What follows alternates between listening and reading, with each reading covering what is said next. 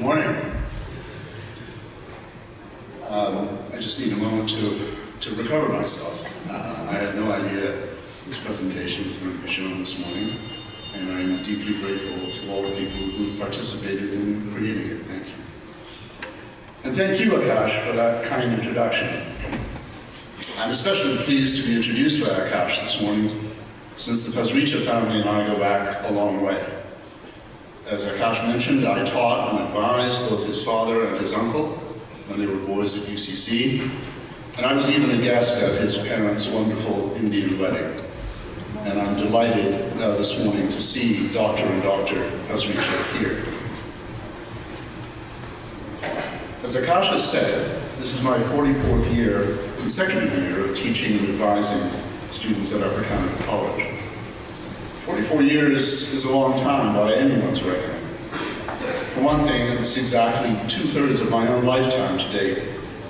I was just 22 when I started working here, and I celebrated my 66th birthday at the end of January. Still more remarkable, to me at least, is that 44 years works out to just over 24% of the total length of time that UCC has been educating young men. In other words, I've been an eyewitness to almost 1/4 of the entire history of this school. So that's what I thought I would talk to you about this morning. No, not the entire history of the school that we do need to hear, but the part of it that I have experienced firsthand. More specifically, I want to heighten your awareness of how much UCC has changed over the past 4.5 decades by giving you a snapshot of what it was like when I arrived in 1969. This snapshot looks rather dated now. The people in it are wearing weird clothes and have funny hair. It's in black and white, of course, as all the pictures in the College Times were in those days. And it's a bit frayed around the edges. 1969 has gone down as quite a momentous year in modern history. It was the peak of American involvement in the disastrous Vietnam War, with more than 500,000 US military personnel on active duty there. On January 20th, Richard Nixon delivered his first inaugural address in Washington.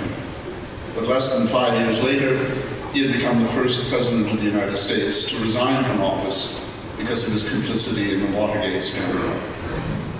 On July 1st, a 20-year-old named Charles Windsor was invested as Prince of Wales, official heir to the throne, the title he still holds as he waits to become a grandfather in 3 months' time.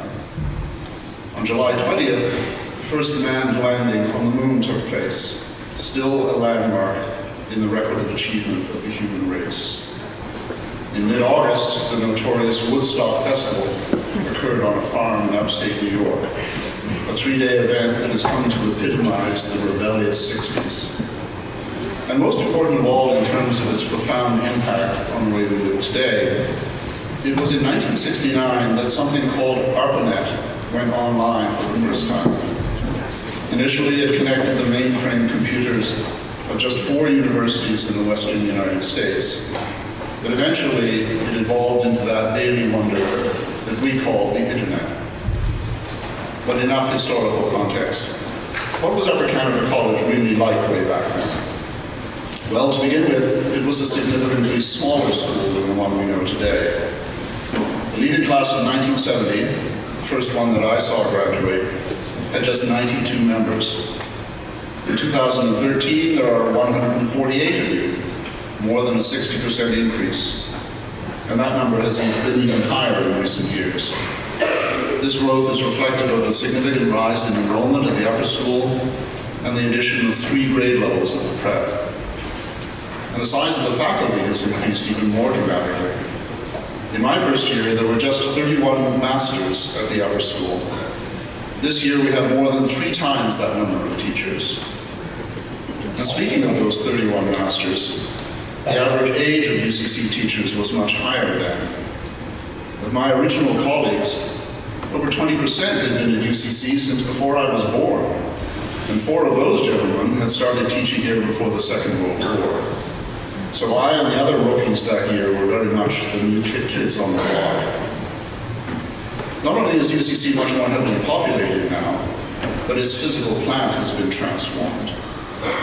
Although the Deer Park campus is the same size as it was then, we have quite a few more buildings now. In 1969, there was nothing at all beyond Laidlaw Hall.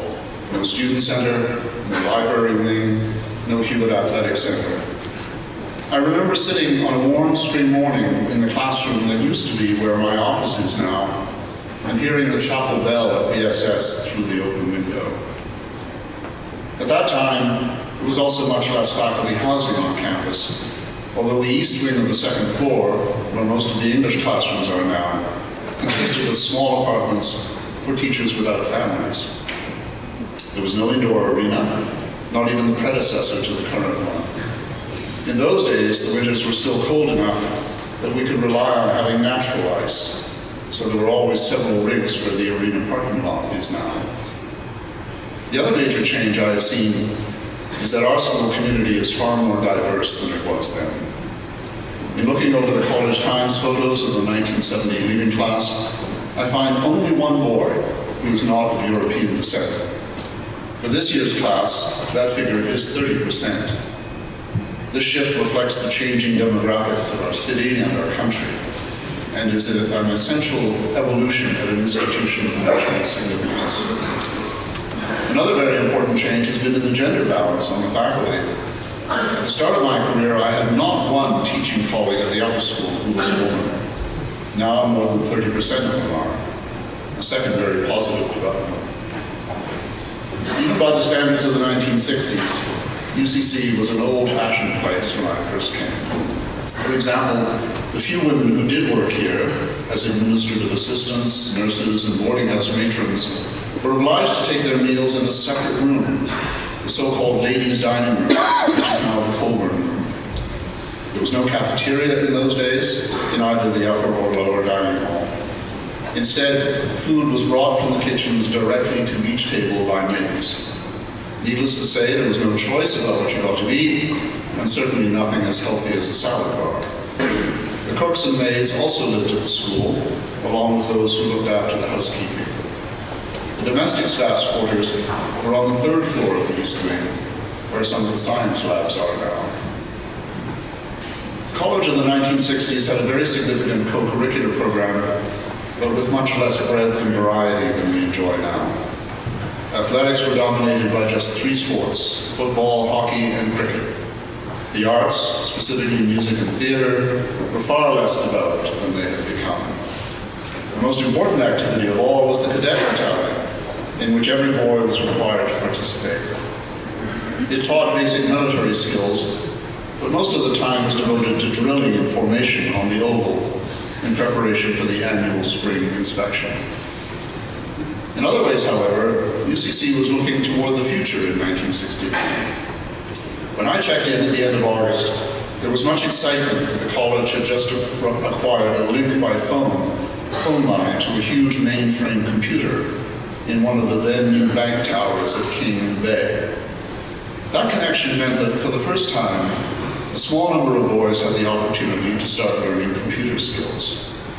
The laptop environment in which we all live and work today would have been completely unthinkable then, but it was a start in that direction.